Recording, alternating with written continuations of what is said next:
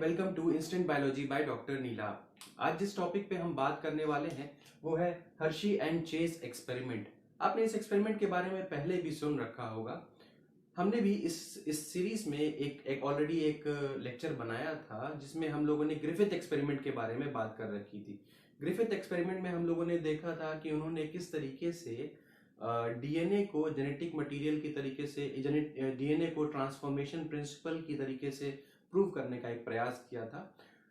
Hershey and chase ने भी उसी तरीके का कुछ कोशिश की और फाइनली जितनी भी अटकलें थी कि डीएनए जेनेटिक मटेरियल है कि प्रोटीन जेनेटिक मटेरियल है उसको खत्म कर दिया। यानी कि फाइनली ये डिसाइड हो गया, ये इस एक्सपेरिमेंट से फाइनली ये प्रूव हो गया कि डीएनए ही आपका जेनेटिक मटेरियल है और प्रोटीन नहीं है।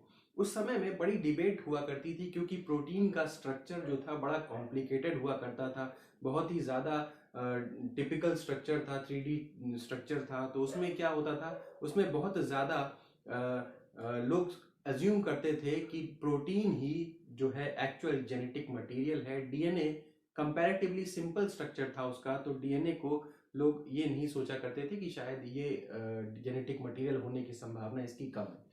तो हर्शी एंड चेज ने ये एक्सपेरिमेंट किया। कब किया गया? Alfred Hershey and Martha chase दो साइंटिस्ट थे जिन्होंने 1952 में ये एक्सपेरिमेंट शुरू किया, ये एक्सपेरिमेंट किया। अब इस एक्सपेरिमेंट का पर्पस क्या था? इस एक्सपेरिमेंट का सोल पर्पस ये था कि कंफर्म किया जा सके कि डीएनए ही हमारा जेनेटिक मटेरियल है, DNA is our genetic material. इस चीज को कंफर्म करने का काम इस एक्सपेरिमेंट ने किया। अब जरा समझते हैं कि इस एक्सपेरिमेंट में किया क्या गया। इस एक्सपेरिमेंट में T2 बैक्टीरियोफेजेस का यूज किया गया। अब जिन लोगों को आप में से पता नहीं है बैक्टीरियोफेजेस क्या होते हैं, ये ऐसे वायरसेस होते हैं जो बैक्टीरिया के ऊपर बैक्टीरिया को इन्फेक्ट करते हैं, बैक्टीरिया के अंदर जाके उनको इन्फेक्ट कर देते हैं। तो इन बैक्टीरियोफेजेस का इस एक्सपेरिमेंट में यूज किया गया। तो यहाँ पे मैंने एक बैक्टीरियोफेज का स्ट्रक्चर डिफाइन किया है, एक बैक्टीरियोफेज को दिखाया है। T2 बैक्टीरियोफेज किस तरीके का दिखेगा। अब यहाँ पे देखिए, ये बैक्टीरियोफेज में क्या है, इसका ये जो आउटर स्ट्रक्चर है ये किस चीज का बना हुआ होता है? ये बना हुआ होता है प्रोटीन का, ठीक है। और इसके अंदर अपना एक जेनेटिक मटेरियल भी होता है। तो आउटर जो पूरा जो स्ट्रक्चर है that is made up of protein, और इसके अंदर अपना एक न्यूक्लियर मटेरियल भी पाया जाता है। तो ये क्लियर हो गया होगा, T2 बैक्टीरियोफेज का एक स्ट्रक्चर समझ में आ गया होगा। तो यहाँ पे इस एक्सपेरिमेंट में हर्शी एंड चेज ने दो बैचेस लिए, यानी कि दो बैक्टीरियोफेजेस लिए, जिसमें कि एक बैक्टीरियोफेज का जो कोट होता है जिसके अंदर जिसको हम बोल रहे हैं कि वो प्रोटीन से बना हुआ है, उसको लेबल करवा दिया। किस चीज से? सल्फर 35 से। आपको पता है सल्फर 35 जो है वो रेडियो एक्टिव है, और ये भी पता है कि प्रोटीन्स के अंदर सल्फर जो है वो पाया जाता है। सल्फर आपको पता होगा अमाइनो एसिड, कौन से अमाइनो एसिड में सल्फर पाया जाता है? वो सिस्टीन में भी पाया जाता है और मिथ्योनिन के अंदर भी पाया जाता है।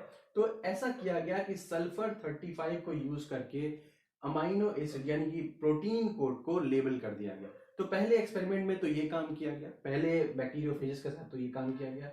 अब दूसरा जो फेज है इसके साथ क्या किया गया, इसके अंदर जो जेनेटिक मटेरियल था यानी कि जो डीएनए पाया जा रहा था। अब आपको पता है डीएनए एक तरीके से न्यूक्लिक एसिड है। न्यूक्लिक एसिड की क्या प्रॉपर्टी होती है? उसके अंदर नाइट्रोजनस बेस भी पाया जाता है, उसके अंदर आपकी डीऑक्सीराइबोज शुगर भी पाई जाएगी और उसके अंदर फॉस्फेट ग्रुप भी पाया जाएगा। तो जो ये फॉस्फेट जो इसके अंदर पाया जाता है डीएनए के अंदर, उसको लेबल कर दिया गया। किस तरीके से? जो फॉस्फेट 32 है ये रेडियो एक्टिव होता है, इसको लेबल कर दिया गया।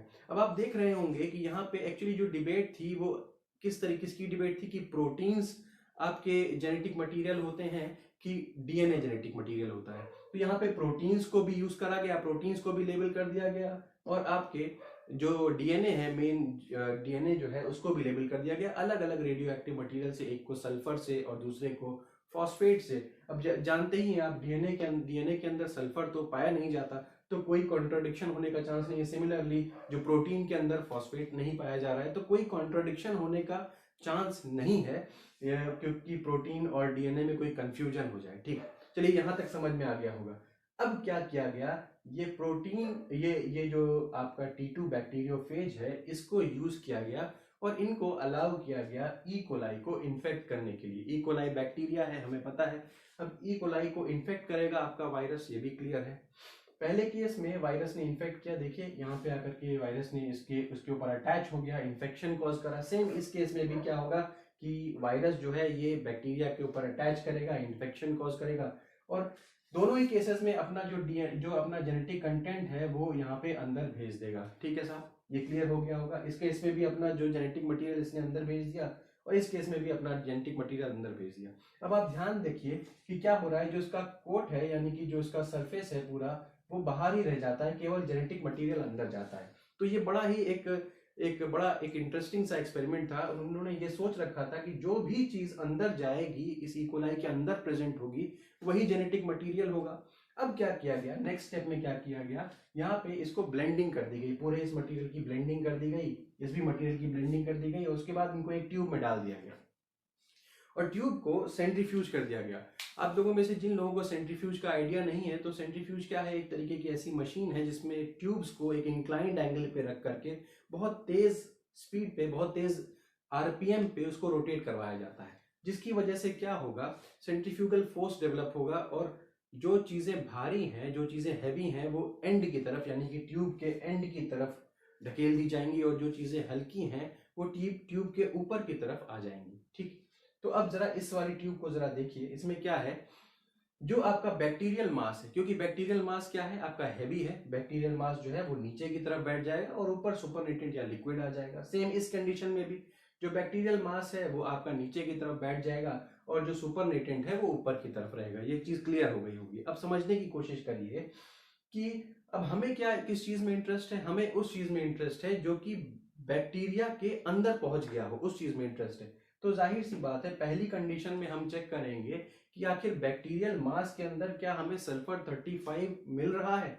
अगर सल्फर 35 की रेडियो एक्टिविटी बैक्टीरियल मास के अंदर मिल रही होगी, तो क्या हो रहा होगा, तो हम ये कंफर्म कर सकते हैं कि हाँ, प्रोटीन्स ही हमारे जेनेटिक मटेरियल हैं। तो चलिए देखते हैं। तो जब साइंटिस्ट ने चेक किया इस बैक्टीरियल मास को, तो इसके अंदर सल्फर 35 की कोई रेडियो एक्टिविटी मिली ही नहीं।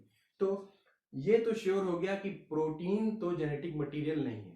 तो अब हम चले दूसरे केस को एनालाइज करने कि क्या इस बैक्टीरियल मास में हमें फॉस्फेट 32 को क्या रेडियो एक्टिविटी हमें मिल रही है। तो बहुत अमेजिंग सा रिजल्ट मिला। लोग सोचा करते थे कि प्रोटीन मिलेगा, बट यहाँ पे हमें फॉस्फेट 32 पे रेडियो एक्टिविटी मिली इस बैक्टीरियल मास के अंदर। तो इससे ये कंफर्म हो गया कि डीएनए ही वो जेनेटिक मटेरियल है जो कि एक ऑर्गेनिज्म से दूसरे ऑर्गेनिज्म में या एक जनरेशन से दूसरे जनरेशन में ट्रांसफर होता है। तो इस एक्सपेरिमेंट के बाद सारी अटकलों पे एक तरीके से विराम लग गया, या सारे जितने डिस्कशन थे, जितने डिबेट थे कि डीएनए या प्रोटीन कौन सा जेनेटिक मटेरियल है, वो एक तरीके से बंद हो गई, क्योंकि क्लियर कट हमें ये समझ में आ गया कि आपका डीएनए ही जेनेटिक मटेरियल है। तो ये आपका हर्शी एंड चेज एक्सपेरिमेंट था। इस तरीके से फाइनलाइज हो गया कि DNA is genetic material and not protein. तो ये एक ओवरव्यू था। अगर आपको मेरा ये लेक्चर पसंद आया हो तो प्लीज इसे लाइक करिए और मेरे चैनल को सब्सक्राइब करिए। Thank you so much.